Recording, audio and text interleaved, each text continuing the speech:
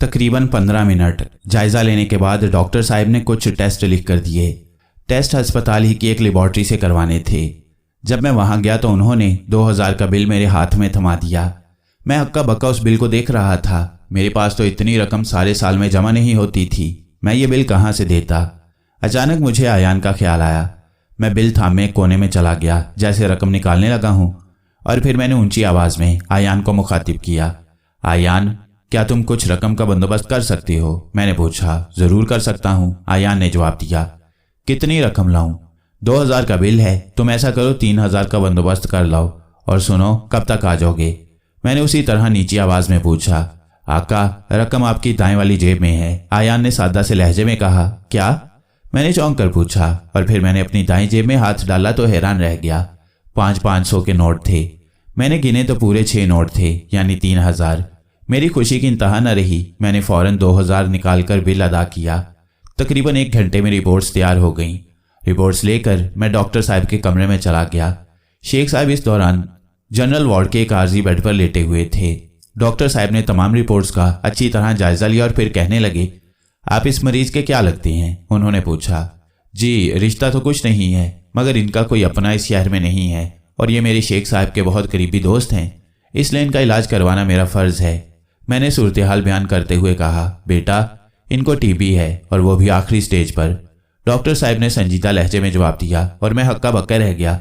इनका इलाज तो मुमकिन नहीं है, सिर्फ कोशिश की जा सकती है कि इनके आखिरी अय्याम कम से कम तकलीफ दे हों। डॉक्टर साहब ने साफ साफ बात करते हुए कहा, हम इनको दाखिल तो कर लेते हैं, मगर मैं कुछ नहीं कह सकता कि कब इनको आखिरी दौरा पड़ जाए। अगर आप इनको किसी और अस्पताल में ले जाना चाहें तो ले जा सकते हैं। मैं कुछ देर सोचता रहा, फिर बोला, आप इन्हें इधर ही दाखिल करें, मैं सारा खर्च उठाऊंगा। आप मेहरबानी करके अपनी पूरी कोशिश करें, मैंने इल्तिजा की। डॉक्टर साहब ने एक एडवाइस बना दी, जिसको दिखाते ही हमें एक कमरा साइन कर दिया गया। मैं 1-2 स्टाफ के अरकान के साथ शेख साहब को उनके कमरे तक ले गया। एक नर्स ने कमरे में आकर उन्हें एक ड्रिप लगा दी। 1000 रुपये मैंने एडवांस की मद में अस्पताल वालों को जमा करवा दिए और उनसे दरख्वास्त की कि किसी चीज़ में पैसों की वजह से तरद्दुद ना किया जाए। शेख साहब की तबीयत भी ड्रिप लगने से कुछ संभल गई थी। ये देखकर मैंने उनसे इजाज़त तलब की और अगले दिन आने का वादा करके बाहर चला आया। बाहर आते ही मैंने पहली बार आयान को अपने आप को घर पहुंचाने का हुक्म दिया। आयान ने मुझे आंखें बंद करने का कहा और एक झटके के बाद उसने आंखें खोलने का कहा। मैं ये देखकर हैरान रह गया कि मैं अपने घर के सहन में था। घर के अंदर दाखिल हुआ तो अम्मा भी हैरान रह गई कि उन्होंने तो दरवाज़ा बंद किया था, फिर मैं अंदर कैसे मौजूद हूँ। मैंने उनको बताया कि ये मेरे मुहाफिज जिन का करिश्मा है। मुझे ज़ोरों की भूख लगी थी, जल्दी से खाना खाया जो लंच और डिनर के दरमियान का था। फिर मैं शाहजी की तरफ चला गया ताकि उनको खबर दे सकूं। मेरे जिन ने मुझे पलक झपकने में शाहजी के मदरसे के सामने एक निस्बतन सुनसान जगह पर पहुंचा दिया। शाहजी को शाह साहब की हालत का सुनकर बहुत दुख हुआ। उन्होंने अगली सुबह मेरे साथ चलकर इयादत करने का प्रोग्राम बनाया और मुझे ताकीद की कि चलते हुए उनको साथ लेकर चलूं। घर वापस पहुंचकर मैंने वालिद साहब को सारी सूरत हाल बता दी। बेटा, ऐसी सूरत हाल में यह मुनासिब नहीं लगता कि तुम शेख साहब को उस लड़की के जिन निकालने का बोलो, बाबा ने हमदर्दाना लहजे में कहा। जी बिल्कुल, ऐसे हालात में उनकी सेहत ज़्यादा ज़रूरी है, मगर उनके अलावा कोई और भी तो नहीं है जो ये काम कर सके, मैंने बेचारगी से कहा। अल्लाह जो भी करेगा बेहतर ही करेगा, बाबा ने जवाब दिया। बाबा, अब आपको काम करने की ज़रूरत नहीं, मैंने कहा। हमें जब पैसों की ज़रूरत होगी हम आयान को बोलेंगे और वो ले आएगा। बेटा, मेरा दिल मुतमईन नहीं है, बगैर मेहनत के पैसा हमारे लिए हराम है। मैं शाहजी से अगली जुमेरात को शरई राय भी ले लूँगा, बाबा ने कहा। तुम्हारी बात और है, तुम उसे किसी दूसरे की मदद के लिए इस्तेमाल कर रहे हो। अल्लाह तुमको इसका अजर दे, हमें हमारी अपनी कमाई से ही खाने दो। मुझे मालूम था कि वो बहुत ज़्यादा मजहबी आदमी हैं, इसलिए मैंने उनसे बहस करना मुनासिब न समझी। कुछ देर बातें करके हम लोग अपने बिस्तर पर आ गए। अगली सुबह मैं नाश्ता करके शाहजी की तरफ चला गया। फिर हम दोनों को आयान ने शेख साहब के पास एक निस्बतन सुनसान जगह पर पहुंचा दिया। शाहजी का भी ये पहला इस किस्म का सफ़र था, लिहाजा हैरत फितरी थी। जब हम शेख साहब के पास पहुंचे तो ये देखकर मैं हैरान रह गया कि उनकी हालत कल की निस्बत ज़्यादा ख़राब थी। अब तो वो बात भी नहीं कर पा रहे थे, बस इशारों से ही बोल रहे थे। जैसे ही वो बात करने की कोशिश करते खांस खांस कर बुरा हाल हो जाता। हमने इशारे से उनको बात करने से मना कर दिया। मैंने डॉक्टर साहब के कमरे का रुख किया। डॉक्टर साहब ने बताया कि रात इनको एक और दौरा पड़ा था, मगर अस्पताल के अमले ने मिलकर इन्हें बचा लिया। अगर वो घर पर होते तो इनका बचना नामुमकिन ही था। मुझे बड़ी परेशानी हुई। डॉक्टर साहब ने इशारे में फिर कहा कि इनके पास वक्त बहुत कम है। मैं इसी परेशानी में कमरे की तरफ जा रहा था कि शाहजी बाहर निकल आई। मुझे परेशान देखकर वजह पूछी। मैंने तफसील से सब कुछ बता दिया। बहुत अफसोस हुआ सुनकर। शाहजी ने अफसोस से कहा, क्या शेख साहब का कोई अपना नहीं है कि उनको इतला दे दी जाए? मैंने शाहजी से पूछा। मैं नहीं जानता।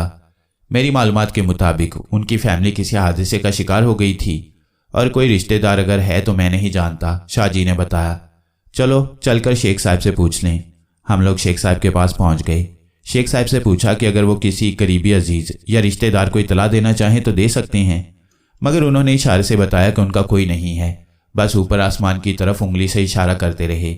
बहरहाल इन हालात में हमारी जिम्मेदारी कुछ और भी बढ़ जाती थी। हम लोग सारा दिन शेख साहब के साथ रहे। जब अंधेरा छा गया तो मैंने फैसला किया कि मैं रात उनके पास गुजारूंगा और शाहजी को मैंने जिद करके घर जाने पर मजबूर कर दिया। आया ने इसी तरह उनको छोड़ आया। बात तो मामूली सी थी। अगर हम चले भी जाते तो कोई बात नहीं थी। अस्पताल का अमला उनकी देखभाल कर ही रहा था। मगर मैंने जो लाचारगी शेख साहब की आंखों में देखी थी वो बहुत ही अजीब थी। उनको बड़ी शिद्दत से एहसास था कि उनका कोई अपना उनके पास इस नाजुक वक्त में नहीं है। लिहाजा मैं उनको बस वो एक एहसास देना चाहता था कि कोई उनके पास है। आयान जब वापस आया तो मैं सिर्फ चंद मिनट के लिए घर गया और अम्मा को बताया कि आज रात मैं शेख साहब के साथ अस्पताल में ही बसर करूंगा।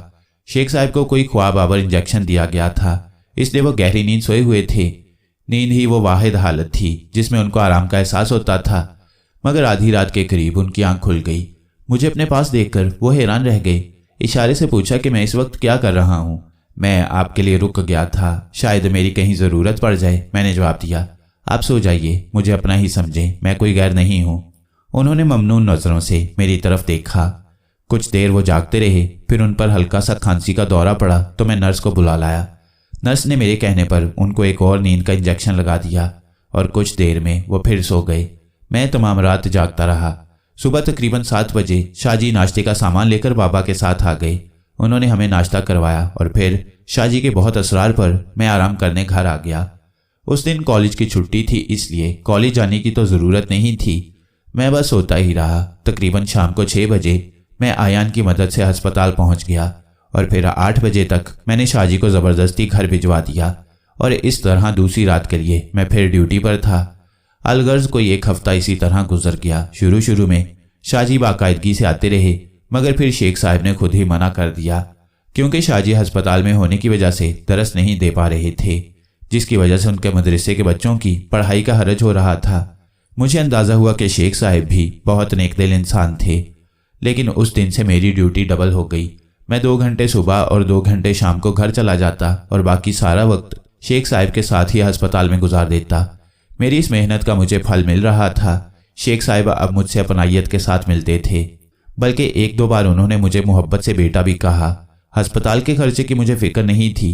आयान की मदद से हर खर्चा पूरा हो रहा था। और फिर एक रात, उस रात शेख साहब बहुत खुश थे। रात के तकरीबन 1 बजे मुझसे बातें करने लगे। हम उन्हें बहुत मना करते थे कि वो बातें ना करें क्योंकि फिर उन पर खांसी का दौरा पड़ जाता था, मगर कभी कभी वो सारी हदायत को बालाए ताक रखकर बातें शुरू कर देते थे। शायद ये उनकी फितरत के खिलाफ बात थी कि वो इतना अरसा खामोश रहें। बेटा, तुम्हारे उस अजीज का क्या बना जिनकी बेटी पर जिन काबिज था? उन्होंने सवाल किया। अभी तो कुछ नहीं बना, आप ठीक हो जाएं तो उसको भी देख लेते हैं, मैंने जवाब दिया। मैं तो कहता हूँ एक दिन हिम्मत करके चले ही चलते हैं, वैसे भी मैं अपनी इस जिंदगी से तंग आया हुआ हूँ, उन्होंने कुछ बेजारी से कहा। नहीं शेख साहब, अभी आपकी हालत इस बात की इजाज़त नहीं देती कि आप कोई एडवेंचर करें, मैंने खलूस से कहा। क्या होगा, ज़्यादा से ज़्यादा मैं काम ही आ जाऊँगा, उन्होंने तलखी से हंसते हुए कहा। इस जिंदगी से तो वो मौत अच्छी है, आप फिक्र न करें, आप बहुत जल्दी ठीक हो जाएंगे और फिर हम लोग उधर सुल्तान साहब के घर चलेंगे, उस जिन से 2-2 हाथ करने, मैंने उनको तसल्ली देते हुए कहा। अल्लाह करे ऐसा ही हो। अभी उन्होंने इतना ही कहा था कि उन पर खांसी का दौरा पड़ गया। मैं जल्दी से भागता हुआ नर्स को बुलाने चला गया। नर्स के साथ वापस आया तो शेख साहब की तबीयत बहुत ख़राब थी। वो खांस कर तकरीबन दोहरे हुए पड़े थे। नर्स ने जल्दी से कुछ इंजेक्शन लगाए, मगर उनकी तबीयत संभल नहीं रही थी। नर्स ने डॉक्टर साहब को भी बुला लिया। फिर तकरीबन आधे घंटे की कोशिश से उनकी तबीयत में कुछ बेहतरी आई। डॉक्टर साहब ने मुझे सख्ती से बात करने से मना कर दिया। शेख साहब के होश ठिकाने लगे तो उन्होंने मुझसे कुछ लिखने के लिए मांगा। मैंने आयान को एक कॉपी और बॉल पेन लाने का कहा। शेख साहब वो कॉपी और बॉल पेन लेकर उस कॉपी पर कुछ लिखते रहे। फिर उन्होंने मुझे इशारे से डॉक्टर को बुलाने का कहा। मैं डॉक्टर को बुला लाया। उन्होंने वो पर्चा कॉपी से फाड़कर डॉक्टर साहब की तरफ बढ़ा दिया। डॉक्टर साहब ने उसको पढ़ा और फिर सर हिलाकर उसे तय करके जेब में डाल लिया। मैंने पूछा कि ये क्या है, तो डॉक्टर साहब ने अजीब सा जवाब दिया, इनकी आखिरी वसीयत। डॉक्टर की आवाज़ किसी भी किस्म के जज्बे से खाली थी, मगर मुझे एक धचका लगा। मगर अभी क्यों? मैंने पूछा। इंशाल्लाह ये ठीक हो जाएंगे। वो तो ठीक है, मगर कानून के मुताबिक हम पाबंद हैं कि अगर कोई मरीज हमें अपनी वसीयत देना चाहे तो हम उसको इनकार नहीं कर सकते, डॉक्टर साहब ने कहा और कमरे की तरफ चल पड़े। मैं भी बेख्याली में उनके पीछे चल पड़ा। अभी हम रास्ते में ही थे कि शेख साहब के खांसने की आवाज़ से उल्टे पांव फिर भागे। उनको एक और दौरा पड़ा। डॉक्टर और नर्स ने सरतोड़ कोशिश की, मगर इस बार वो कुछ न कर सके और आधे घंटे तक खांसने के बाद शेख साहब ने जान अल्लाह के हवाले कर दी। मेरे लिए एक बड़ा धचका था, हरचंद मुझे इसका पहले ही अंदाज़ा था, मगर इस तरह अचानक ऐसा हो जाएगा ये मेरे वहमो गुमान में भी नहीं था। अगले दिन सुबह सुबह जब शाहजी और बाबा नाश्ता लेकर आए तो उन्होंने ये बुरी खबर सुनी। शाहजी को भी बहुत दुख हुआ। फिर डॉक्टर साहब ने ज़रूरी कार्रवाई करके हमें मैयत ले जाने की इजाज़त दे दी। मैयत ले जाने से पहले उन्होंने पुलिस इंस्पेक्टर को पैगाम देकर बुलवाया और फिर सबकी मौजूदगी में शेख साहब की आखिरी वसीयत पढ़कर सुनाई। उस वसीयत के मुताबिक उनकी सिर्फ एक ही जायदाद थी और वो था उनका मकान। वो उन्होंने मेरे नाम कर दिया था और ख़ास तौर पर लिखा था कि उस मकान में जो कुछ भी है वो मेरे हवाले कर दिया जाए। आखिर में उन्होंने मेरा और शाह साहब का शुक्रिया अदा किया था कि हमने उनको आखिरी अय्याम में अपनों का प्यार दिया। असल में उनकी वसीयत के ये आखिरी अल्फाज ही मेरा इनाम थे। इन अल्फाज के लिए ही शायद मैंने ये सब कुछ किया था। एक आदमी को मरते वक्त ये एहसास दिया कि कोई अपना उनकी देखभाल के लिए मौजूद है। ये यकीनन एक मरते हुए आदमी के लिए ख़ास बात थी, ख़ास तौर पर एक ऐसे इंसान के लिए जिसका अपना कोई भी नहीं था। उनकी तदफीन से फारिग होकर मैंने शाहजी से मुलाकात की। उनको बताया कि शेख साहब की जायदाद में मुझे कोई दिलचस्पी नहीं, वो मेहरबानी करके उसको बेच दें और उससे हासिल होने वाली आमदनी से अपने मदरसे को वुसअत दे लें। कुछ तजब्जुब के बाद वो राज़ी हो गई। इसके बाद मैंने कोई और आमिल या बुजुर्ग ढूंढने का कसद किया। इस सिलसिले में शाहजी ने माजरत कर ली कि उनकी नज़र में और कोई नहीं है जो ये काम कर सके। मुझे बड़ी बेचारगी का एहसास हो रहा था। शेख साहब की वफ़ात के तीसरे दिन अचानक मुझे शाहजी की तरफ से बुलावा आ गया। मैं उनके पास पहुंचा तो उन्होंने बताया, बेटा, अल्लाह ताला सबसे बेहतर असबाब बनाने वाला है। उनके लहजे में अजीब सी खुशी थी। असल में शेख साहब ने अपनी आखिरी वसीयत में बहुत कुछ हमें दे दिया था, मगर हमको उसका अदराक ना हो सका। क्या मतलब? मैंने हैरत से पूछा। उन्होंने अपनी वसीयत में लिखा था कि उनके मकान में जो कुछ भी है उसे तुम्हारे हवाले कर दिया जाए। उस पर अमल के लिए आज मैं और इंस्पेक्टर साहब जब उनके मकान पर पहुंचे तो ये देखकर हैरान रह गए कि उनके पूरे घर में सिवाय एक चारपाई, एक मूड़ा, चंद बर्तन और एक संदूक के अलावा और कुछ भी नहीं था। जब संदूक खोला गया तो एक बहुत ही मुफस्सल किताब बरामद हुई जो शेख साहब के अपने हाथ की लिखी हुई थी। जब मैंने थोड़ा सा उसका मुतालिया किया तो मैं हैरान रह गया। यकीनन यही वो असासा था जो उन्होंने तुम्हारे हवाले करने का इरशाद फरमाया था, शाहजी ने तफसील बताते हुए कहा। फिर वो खुद उठकर गए और अंदर से एक नीले लिहाफ में लिपटी किताब लेकर आए। मुझे पकड़ाते हुए कहने लगे, ये शेख साहब की उम्र भर के तजुर्बे का निचोड़ है। उनकी आवाज़ कपकपा रही थी। इनमें शेख साहब ने उन तमाम अमलियात की तफसील लिखी है जिनको वो इस्तेमाल करते थे और जिनके इस्तेमाल से वो हर किस्म के जिन और माहिर जादूगर से आसानी से निमट लेते थे। ये नादिर नमूना उनके अपने तजुर्बात की रोशनी में तैयार हुआ है। मुझे उम्मीद है कि तुम इसकी अहमियत को समझ सकते हो। मुझे अपने कानों पर यकीन नहीं आ रहा था। बहरहाल मैंने वो किताब ली और शाहजी का शुक्रिया अदा करके घर आ गया। घर आकर मैंने उस किताब को पढ़ना शुरू किया। शेख साहब ने उस किताब में वाकई अपने सारे तजुर्बे का निचोड़ डाल दिया था। उनकी ज़िंदगी का तकरीबन 80% हिस्सा जिन्नात के बारे में था और बाकी 20% हिस्सा काले जादू के माहिरों से निमटने के अमलियात से भरा हुआ था। सबसे अच्छी बात यह थी कि ये तमाम अमलियात उन्होंने कुरान शरीफ से लिए थे, जिससे इस बात का कोई इम्कान नहीं रह जाता था कि इनको करने वाला अपने ईमान से हाथ धो सकता है। उन्होंने जिन्नात के बारे में लिखा था कि 2 तरह के जिन्नात इस दुनिया में पाए जाते हैं। एक वो जो अपनी फितरी कुव्वत के साथ जन्म लेते हैं और मरने तक उसी कुव्वत पर कायम रहते हैं, मगर दूसरी किस्म उन जिन्नात की है जो अपनी कुव्वत में जादू की मदद से इजाफा कर लेते हैं। जादू के जरिए वो 2 तरह से कुव्वत हासिल कर पाते हैं।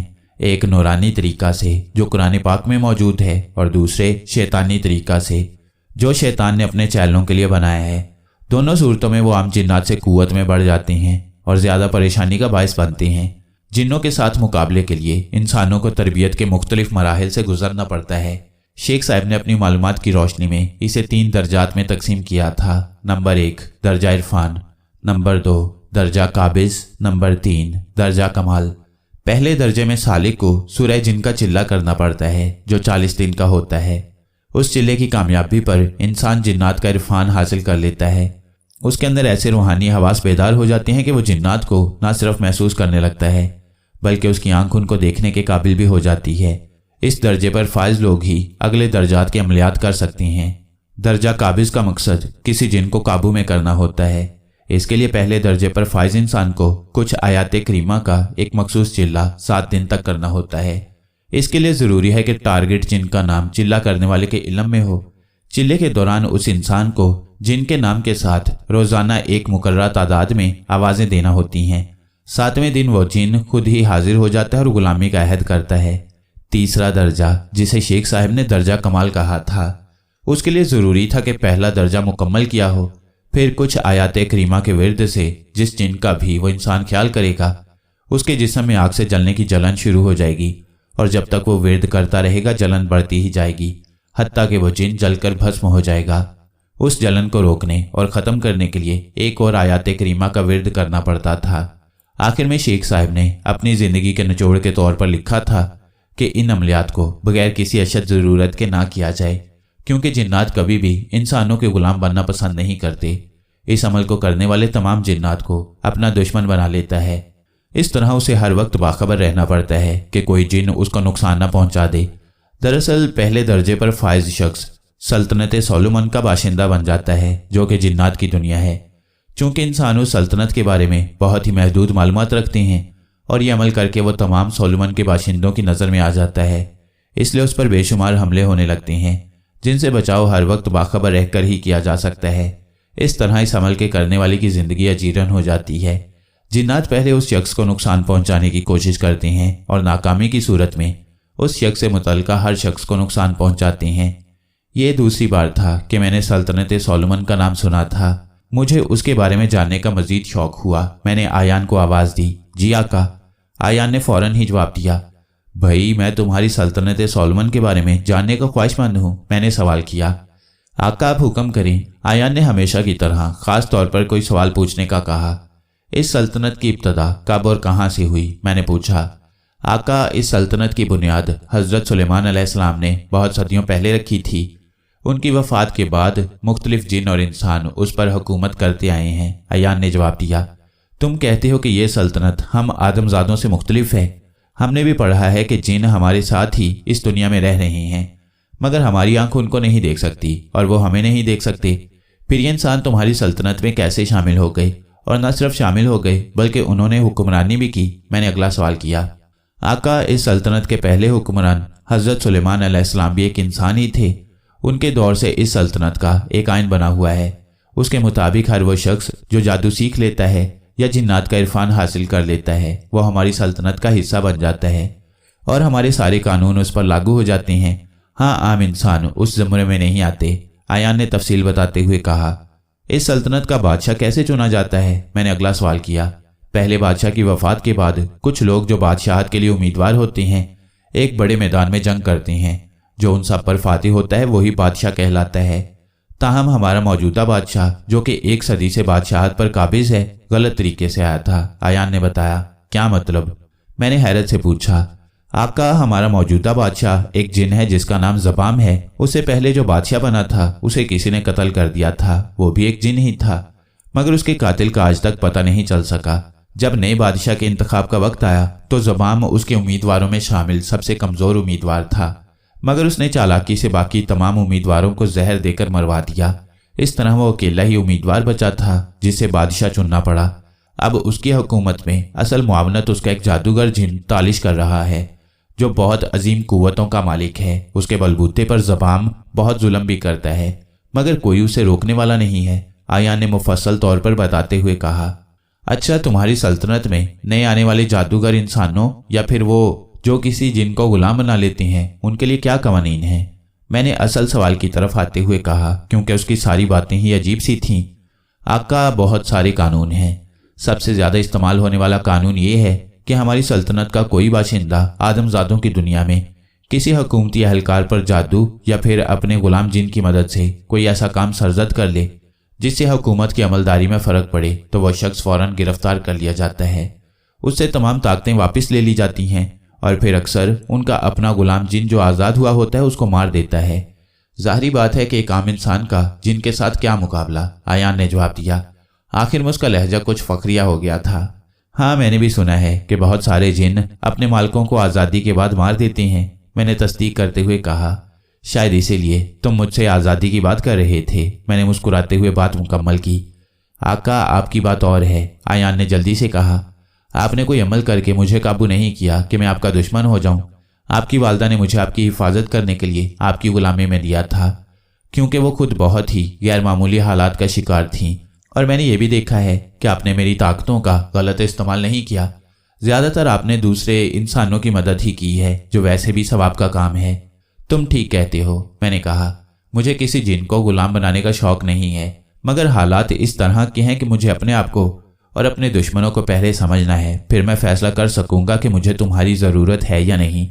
तुम बेफिक्र हो। जिस दिन मुझे एहसास हो गया कि मैं अपनी हिफाजत बखूबी कर सकता हूँ, मैं तुम्हें फ़ौरन आज़ाद कर दूंगा।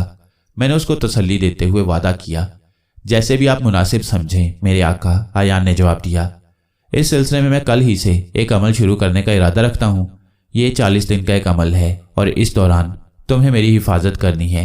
मैंने आयान को खबरदार करते हुए कहा। जी आका, मुझे मालूम है, आयान ने कहा और मैं चौंक पड़ा। तुम्हें कैसे मालूम हुआ? मैंने उससे सवाल किया। आका, चूंकि मैं हमेशा आपके साथ रहता हूँ, इसलिए आप जो भी किताब पढ़ते हैं वो मैं भी कभी कभार पढ़ लेता हूँ। शेख साहब चूंकि जिन्नात पर तजुर्बात करते रहे हैं, इसलिए मुझे भी उनकी किताब में दिलचस्पी थी, तो मैंने भी आपके साथ साथ उसे पढ़ लिया। आयान ने सादा से लहजे में तफसील बताते हुए कहा। मगर उसके जवाब से मेरे दिमाग में घंटियां बजने लगीं। अब मुझे अंदाज़ा हुआ कि उसका मेरे साथ हमेशा रहना जहां मेरे लिए मुफीद है, वहां मेरी प्राइवेसी को भी ज़िक्र पहुंचाता है। अगले दिन मैंने सूरज जिन का चिल्ला करने का प्रोग्राम बनाया। इस काम के लिए मैंने रात के वक्त छत पर चिल्ला करने का इरादा किया। बाबा और अम्मा को एतमाद में लिया और चिल्ला शुरू कर दिया। चंद दिन तो खामोशी से गुजर गए, मगर फिर अजीबोगरीब वाक़यात शुरू हो गए। मुझे अजीबोगरीब चीज़ें नजर आने लगतीं। कभी मैं घबरा जाता, मगर फिर यकसुई से सूरा पढ़ता रहता। यहाँ मेरी इस खामी ने मेरी बहुत मदद की कि जब मैं पूरी तवज्जो से सूरा पढ़ रहा होता तो मुझे अपने इर्द गिर्द की कुछ खबर नहीं होती थी। इस तरह मेरी काफ़ी सारी मुश्किलात आसान होने लगीं। जब 30 दिन पूरे हो गए तो मैंने एक ख़ास बात महसूस की। अब मुझे एक अजीब सी खुशबू का एहसास होने लगा था जो हर वक्त मेरे इर्द गिर्द रहती थी। शायद ये आयान की बू थी। आखिरी दिनों में तो मैं इतना मगन हो गया कि मुझे किसी चीज़ का होश नहीं होता था। जिस दिन मैंने चिल्ला ख़त्म किया उस दिन मैं बहुत खुश था। चिल्ला ख़त्म करके मैं बिस्तर पर सो गया।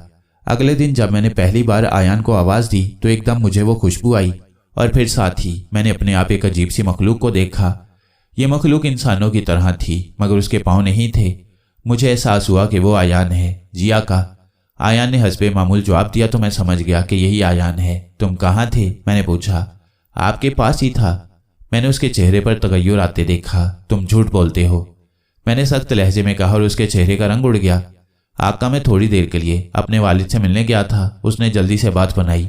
मैंने उस पर एक और दाव टेस्ट करने का प्रोग्राम बनाया।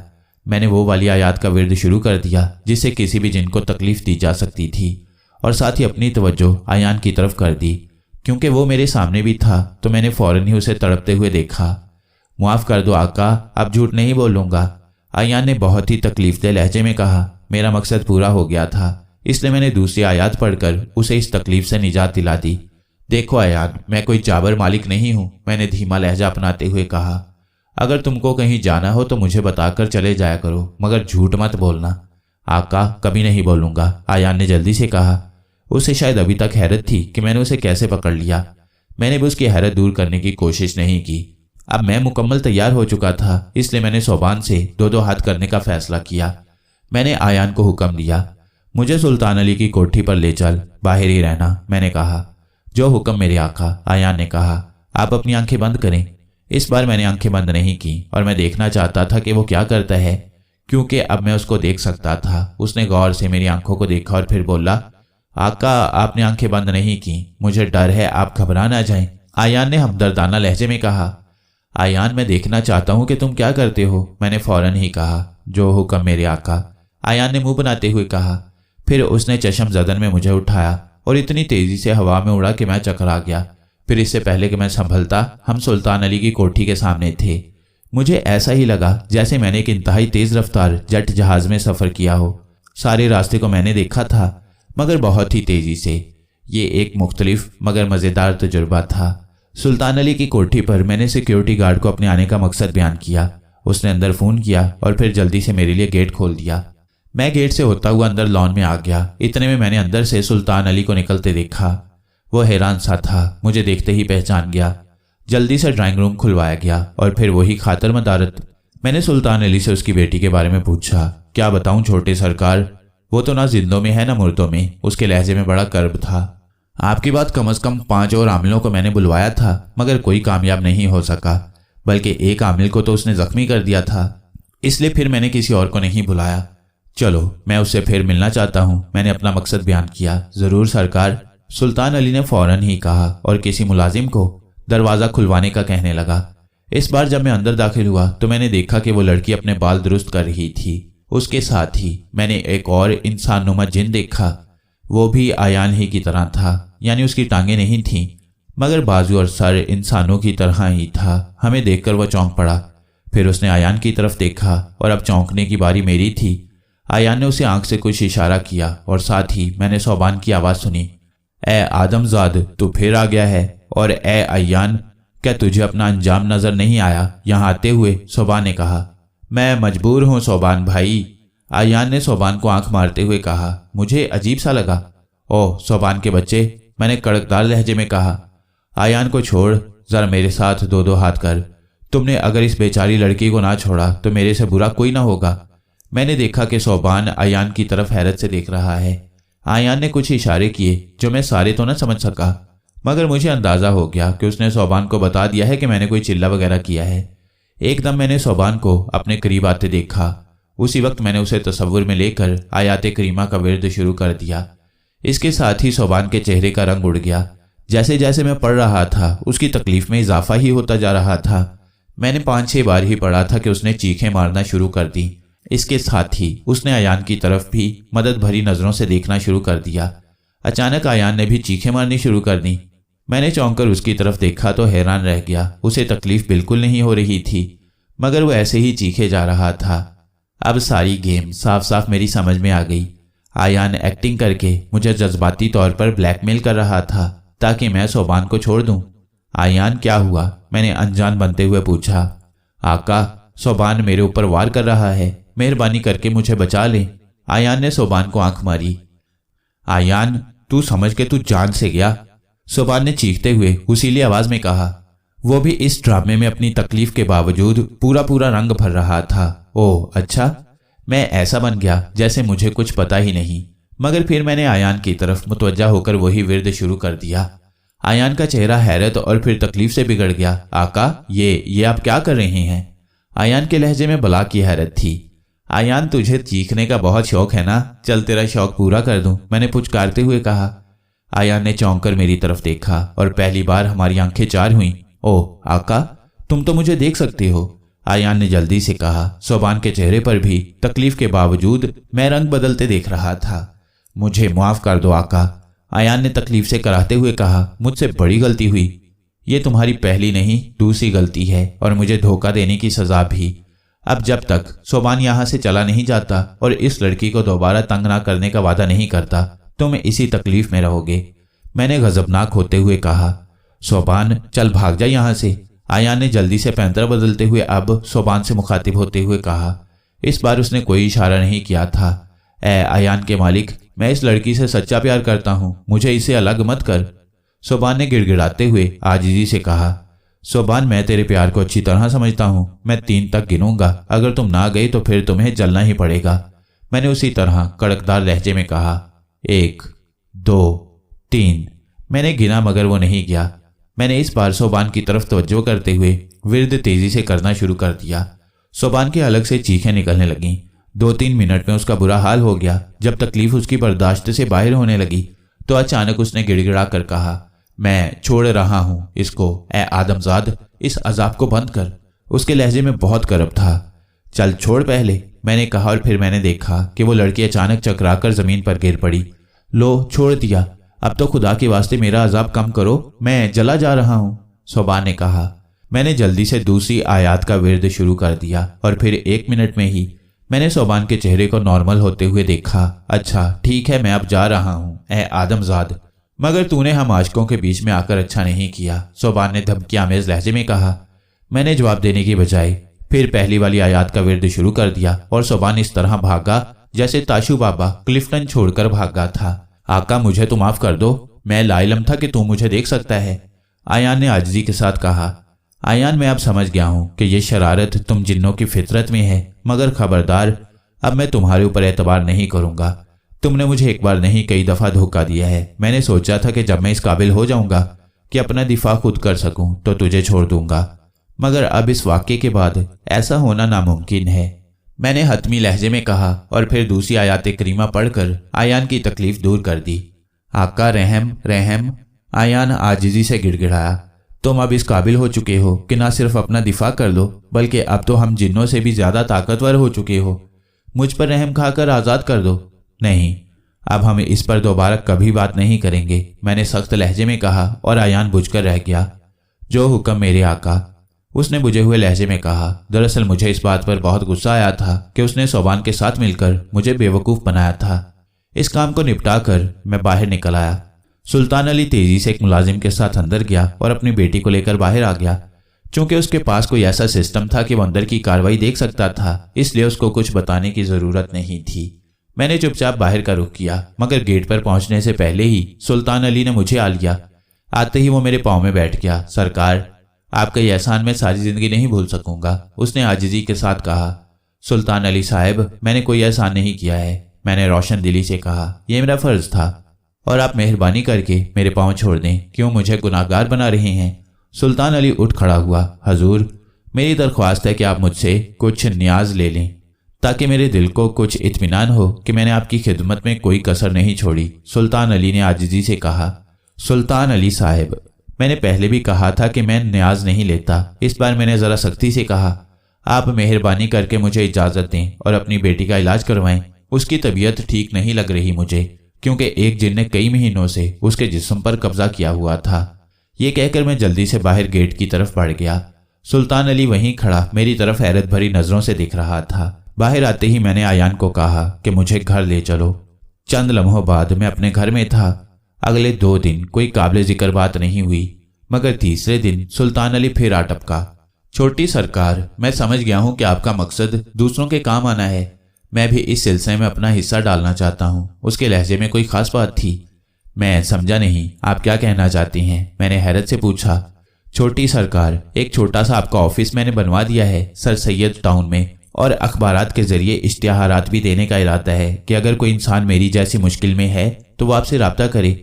इस मकसद के लिए मैंने कुछ लोगों को मुलाजमत पर रखा है जो हर केस की जांच करेंगे, और अगर वो इसी तरह का माफूकुल फितरत केस हुआ तो हम आपसे दरख्वास्त करेंगे कि आप हमें वक्त दें। इस तरह आप और हम दोनों ही इस सवाब के हकदार होंगे जो उन मजबूर और बेबस इंसानों की मदद करके मिलेगा। सुल्तान अली के लहजे में बड़ा खलूस था। उसने इस पेशकश के साथ मुझे मुश्किल में डाल दिया था। अगर मैं ना कर देता तो मेरे अपने मकसद को नुकसान पहुंचता था।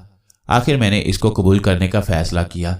ठीक है सुल्तान अली साहब, अल्लाह ताला आपकी इस कोशिश को कबूल करें। मैं हाजिर हूँ, जब भी मेरी ज़रूरत हो आप मुझे बुला लीजिएगा, मैंने जवाब दिया। सरकार, क्या ऐसा हो सकता है कि आप रोज़ाना या किसी खास दिन एक